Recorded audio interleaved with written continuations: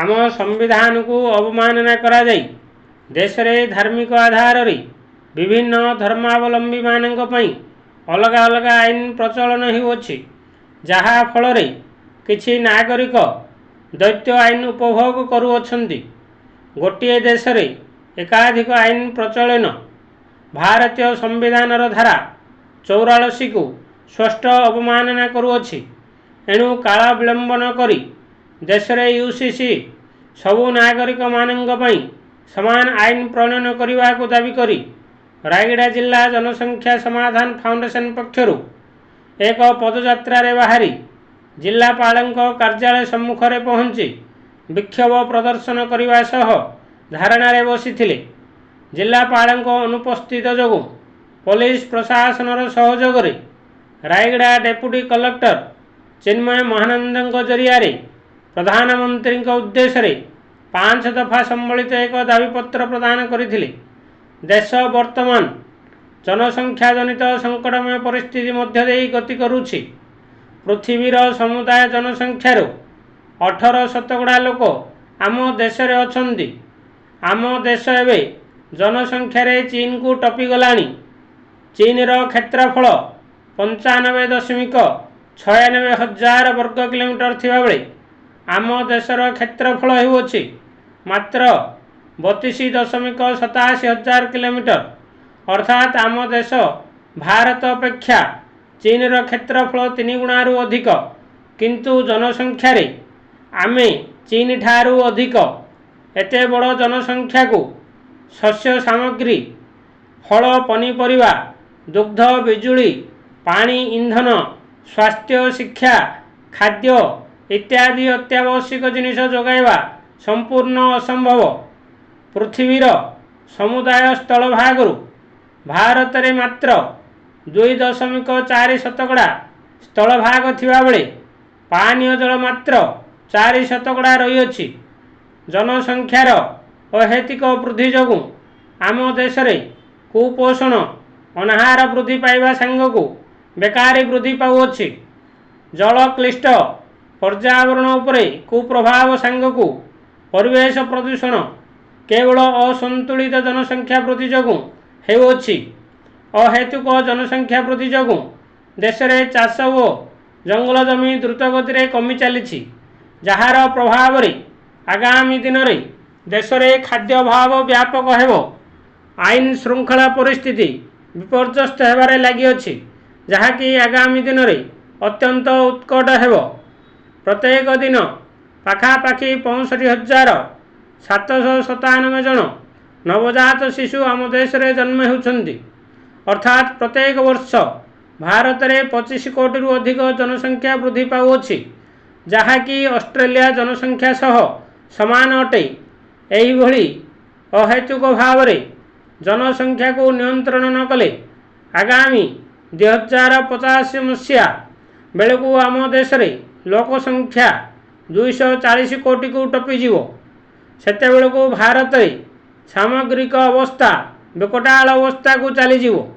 लोके आउ रंग केवे होई किए आपणार किए परन भावी निजर अस्तित्व रक्षा पाई परस्पर मध्य लड़ाई करिवे। भारत रे गृहयुद्ध भली परिस्थिति सृष्टि हेबो।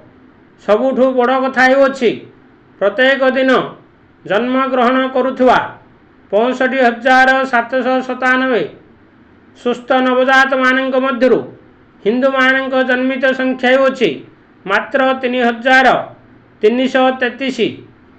नवजात शिशु मानक संख्या को तुलना कले 2050 मसीहा बेलू हेबाकु थिबा समुदाय 240 कोटी मध्यरु हिंदू मानक संख्या मात्र 80 कोटी थिबो। देश रे धार्मिक संकट सृष्टि होई भारतर धर्मनिरपेक्षता उपरे प्रश्नवाची सृष्टि हेबो। भारतर सर्वपुरातन सभ्यता जनसंख्या वृद्धि जोगु संकटजनक परिस्थिति आड़कू तीव्र गति रे अग्रसर होउथुवारु एहाकू सुरक्षा करिवा आम्भमानक दायित्व। भारत सेतेबेले सुरक्षित रहिबो जेतेबेले वर्धित जनसंख्या नियंत्रित होई ता उपरे अंकुश लागिबो। जनसंख्या नियंत्रण करने को भारत सरकार सहित ओडिशा सरकार को मध्य कठोर हेबाकु पड़िबो। जाति वर्ण धर्म निर्विशेष रे सबु नागरिक मानक दुईटी संतान जन्म देवा बाध्यतामूलक करी एक कठोर और सशक्त आईन प्रणयन करी आईन को कार्यकारी करवा एकांत अनिवार्य हो पड़ी। आगामी दिन में आम देश में सुस्थ गणतंत्र तथा देशर निरपेक्षता को बंचाई रखापी देश में कठोर जन्म नियंत्रण आईन प्रणयन करार आवश्यक हो पड़ी। तेणु ओडिशा सरकार को मध्य निवेदन प्रादेशिक स्तर में जाति धर्म निर्विशेष रे प्रत्येक नागरिक दुईटी संतान आईन प्रणयन करने को आम दृढ़ दाबी उपस्थापन करुछु। जो माने दुई संतान जन्म देवा कटकणा को मानिबे नहीं सेमानंक प्रति मध्य कठोर दंड विधानर व्यवस्था रहिबा आवश्यक बोली आमे प्रस्ताव देउछु। आमे भारत सरकार को निम्नलिखित प्रस्ताव देउछु। एक, तृतीय संतान जन्मदाता को सरकारी चाकरी दिया न जिबार संविधानिक व्यवस्था रहू। 2, चाकरी रे थिबा व्यक्ति तृतीय पिल्ला जन्म देले उभय दंपति को सेमान को अति शीघ्र सेवानिवृत्त करिवार व्यवस्था हेउ। 3, तृतीय संतान जन्म देइथिबा व्यक्ति को राशन व्यवस्था बंद करने सहित समस्त सरकारी सुविधारू वंचित करने को आईन प्रणयन हेउ। 4, तृतीय संतान जन्म देइथिबा दंपति को प्रादेशिक स्तरीय जेकोसी निर्वाचन लड़ार वंचित करने सहित भोट देवा क्षमता रद्द करा आईन व्यवस्था करा जाऊ। यह सत्वे चतुर्थ संतान जन्म देले संपृक्त दंपति मानू जेल दंडर व्यवस्था रहू।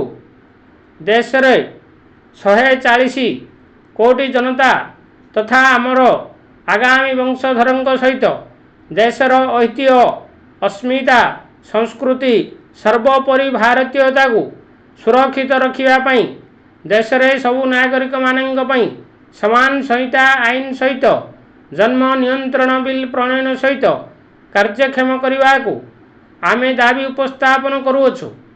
आपणक प्रचेष्टारे जदि ए दुईटी आईन प्रणयन करती तेबे आपण भारतवासी निकटरे चिर स्मरण हो रही एवं आपणकर प्रचेष्टा भारत इतिहास रे एक स्वर्णिम अध्याय सृष्टि करिवो बोली जनसंख्या समाधान फाउंडेशन राज्य संपादक जोगेश्वर दास मुख्य अतिथि भाव जोगदे प्रकाश करिअछन्ति।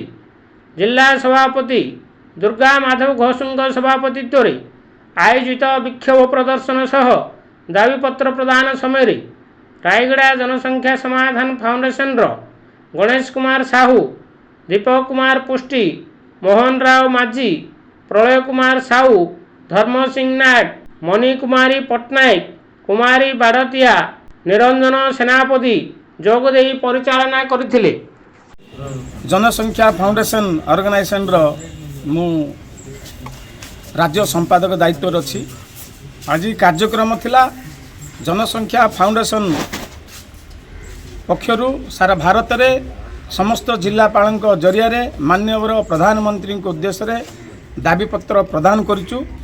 मुख्यतः दाबी रे जनसंख्या बर्तमान भारत में जो मात्रा रे नियंत्रण बाहर होगा जाऊँगी आसंता दिन में ताकू नियंत्रण करने ईस्यूसी लागू करवा एवं समस्त जाति धर्म निर्विशेष समस्त से प्रणयन लागू करने आईन लागू करने दाबीपत्र प्रदान कर आमे दुई आमर दुई ये दुईटा को लागू करने आज आम दाबी था। ये 5टी दाबी था। जो मैंने 2टा 3टा संतान करते अलग दंड विधान एवं जो मैंने चाकरी करते से 2टा 3टा कले चाकरी रद्द कर विभिन्न प्रकार दाबी नहीं आज भारतर समस्त जिलापाल जरिया माननीय प्रधानमंत्री उद्देश्य दाबीपत्र देलु।